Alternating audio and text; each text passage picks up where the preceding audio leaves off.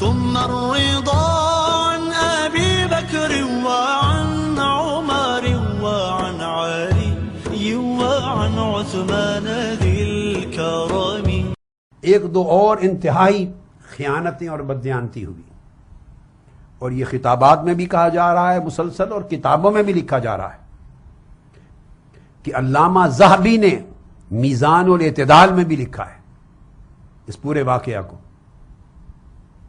اور پھر الزام لگایا گیا امام اسقلانی پر کہ حافظ ابن حجر اسقلانی نے لسان المیزان میں لکھا ہے جلد 4 صفحہ 188، اور علامہ ذہبی نے میزان الاعتدال جلد 3 صفحہ 108 میں. اب جب اس طرح کے حوالے کو ٹی وی پہ بیٹھ کے دے دے گا اور پھر مسلسل روز دے گا اور شور مچائیں گے، ہر آنے والا شور مچائے گا، رسائل اور کتابیں لکھی جائیں، درجنوں کے حساب سے شور مچایا جائے، تو جھوٹ اتنا بولو اور اتنا شور مچاؤ کہ سچا سچ بولنے پہ گھبرا جائے، سمجھے کہ کہیں میں ہی جھوٹا نہیں ہوں. یہ انہیں معلوم ہے کہ یہ کتابیں لوگوں کے پاس، عامت الناس کے پاس نہیں ہوتی، اور عام ائمہ اور خطباء شیعہ ہوں یا سنی ہوں ان کے پاس بھی نہیں ہوتی. یہ محقق مدرس علماء کے پاس ہوتی ہیں. آج کل کون افورڈ کرتا ہے ان کتابوں کا خریدنا رکھنا؟ اور مطالعے کا ماحول کب رہا ہے؟ جو جھوٹ آئے زبان پہ چلاتے چلے جاؤ، بس ایک جھوٹ کی فیکٹری ہے، ایک قیامت کھڑی کر دو. استغفر اللہ العظیم. اب اس کی حقیقت بھی سن لیجئے کہ یہ بھی ایک بہت بڑی تہمت امام ذہبی پر، اور بہت بڑی دھوکہ دہی اور علمی خیانت. میں نے اس کو اٹھا کے دیکھا. اس جھوٹے واقعہ کا ایک راوی ہے الوان بن داؤد البجلی. اب یہ اسماء و رجال کی کتابیں ہیں، یہ واقعات نہیں لکھتے.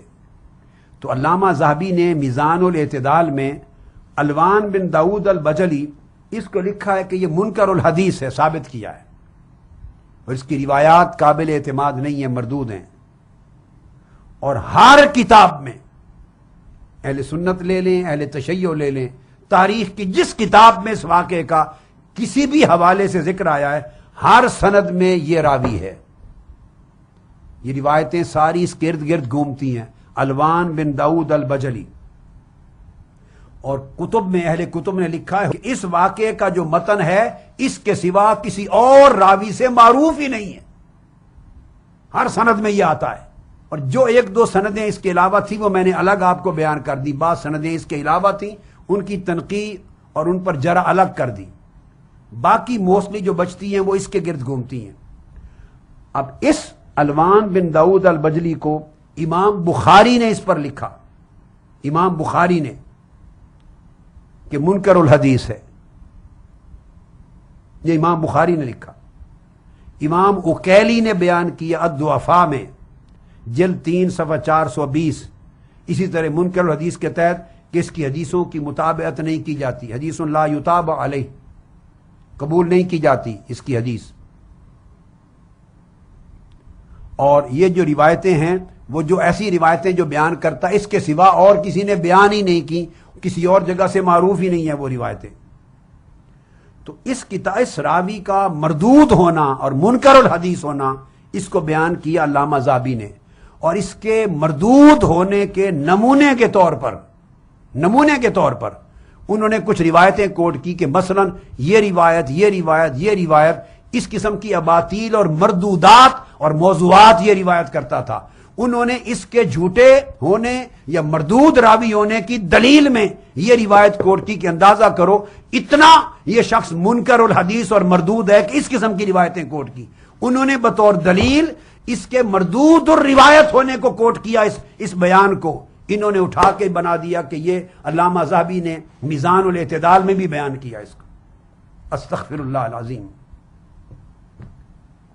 اور یہ جو روایت یہاں کوٹ کی گئی ہے یہ تائید میں لائے ہیں معاذ اللہ سیدنا صدیق اکبر رضی اللہ تعالیٰ عنہ کی طرف اس نے منسوب کیا ہے.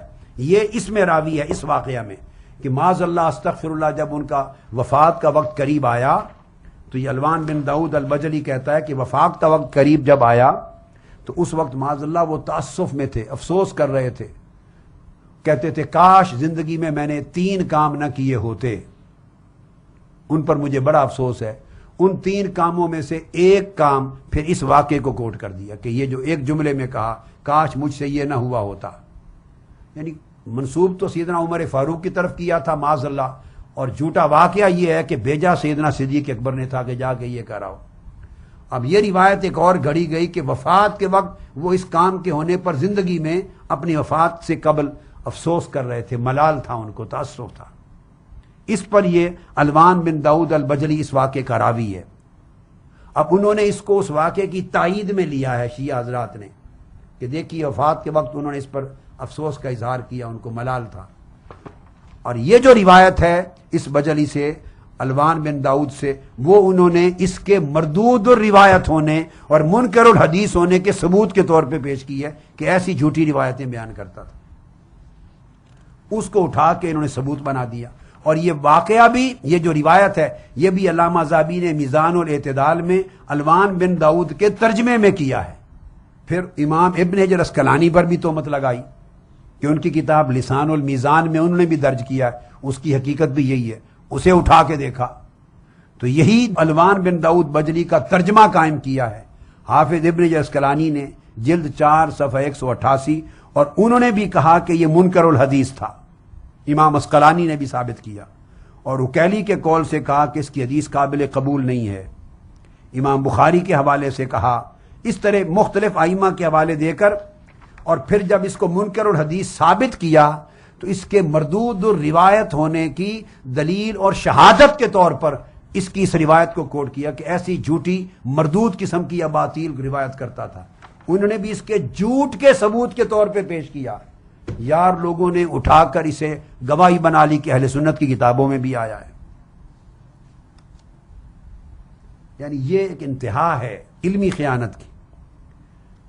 پھر اس کے بعد ابن عساکر کا حوالہ دیا جاتا ہے۔ اب اس کی حقیقت سن لیجئے، اسی روایت کے ایک راوی اور بھی ہیں۔ سیدہ کائنات رضی اللہ تعالیٰ عنہ کے گھر پر معاذ اللہ حملہ اور زد و کوب کرنے کا ایک راوی ابو القاسم نصر بن احمد السوسی ہے۔ ابو القاسم نصر بن احمد السوسی، بعض کتب میں اس کی روایت سے یہ واقعہ آیا ہے۔ یہ ابو القاسم نصر بن احمد السوسی ابن عساکر نے اس کا زمانہ پایا ہے، اور وہ فرماتے ہیں کہ ہم معاصرین تھے، اس سے ملے ہیں، بیٹھے ہیں اکٹھے۔ اب یہ جو راوی ہے ابن عساکر خود بیان کرتے ہیں کہ یہ سیکا نہیں تھا، خود بیان کر دیا کہ یہ شخص سیکا نہیں تھا، اور حدیث میں اس کا کوئی مقام و مرتبہ نہیں تھا، اور مستور الحال تھا۔ اور پھر وہ حوالے دیتے ہیں آگے لم یکن سکتن کہہ کر، اور پھر آگے پھر دوبارہ حوالے دیتے ہیں اور اپنی تحقیق بھی بتاتے ہیں کہ سکہ اور قابل اعتماد شخص نہیں تھا، اس کی روایت پر اعتماد نہ کیا جائے۔ اب انہوں نے یہ لکھا ہے اور اس ضمن میں کوٹ کرتے ہیں یہ چیزیں، اور اس بات کو سیر و اعلام النبلاء نے تصریح کی ہے۔ علامہ ذہبی نے جلد 20 صفحہ 248، یہ پرانی، اب تو وہ ایک جلد میں اور تھوڑی 4 جلدوں میں بھی آ گئی ہے، اور لسان المیزان نے بھی اسی چیز کی تصریح کی ہے آگے، جیسے میں نے میزان الاعتدال سے بھی دے دی۔ ان ساروں نے اس انداز کے ساتھ بیان کر کے اس کو منکر الحدیث، اس کو بھی منکر الحدیث ٹھہرایا ہے الوان بن داؤد البجلی کی طرح، اور غیر ثقہ قرار دیا ہے۔ اور تعجب کی بات ہے کہ کس طرح ان واقعات کو انہوں نے اپنی شہادت اور دلیل کے طور پہ لے لیا ہے۔ امام حیثمی نے مجموع الزوائد میں بھی بیان کیا اس کے بارے میں، ضعف ہے اور یہ منکر الحدیث ہے، اور دیگر امام ابو سعید بن یونس نے بھی کہا ہے کہ یہ منکر الحدیث ہے۔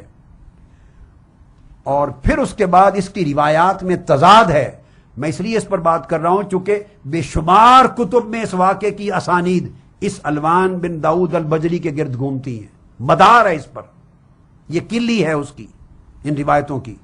اور اس کا عالم یہ ہے کہ ایک مقام پر ابو عبید قاسم بن سلام اور ابن عساکر اور عقیلی کے ہاں کسی مقام پر یہ داؤد الوان بن داؤد البجلی صالح بن کیسان سے روایت کرتا ہے۔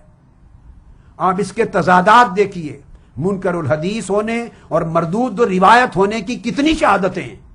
ایک مقام پر کہتا ہے کہ صالح بن کیسان سے روایت کیا، کسی اور مقام پر کہتا ہے کہ نہیں ابو محمد المدنی سے میں نے سنا، اس سے روایت کیا۔ تیسرے مقام پر کہتا ہے الماجشون سے روایت کیا میں نے، اس سے سنا، اس کو بھی ابن عساکر نے لیا ہے۔ ایک اور چوتھے مقام پر کہتا ہے کہ حمید بن عبد الرحمن سے سنا میں نے، مختلف مقامات پر سماع کے لیے الگ الگ شیخ کا نام لیتا ہے، اس سے بڑھ کر کسی کے کذب یا اس کے اختلاط یا اس کے دروغ گو اور مردود روایت ہونے اور منکر الحدیث ہونے اور مسترب الحدیث ہونے کے اور دلائل کیا ہو سکتے ہیں؟ بدلتا رہتا ہے وہ راوی۔ لہذا علماء محققین کہتے ہیں اس کے وہم میں، اس کی نکارت میں، اس کے اضطراب میں، اس کی عدم ثقافت میں کسی قسم کا کوئی شک نہیں ہے۔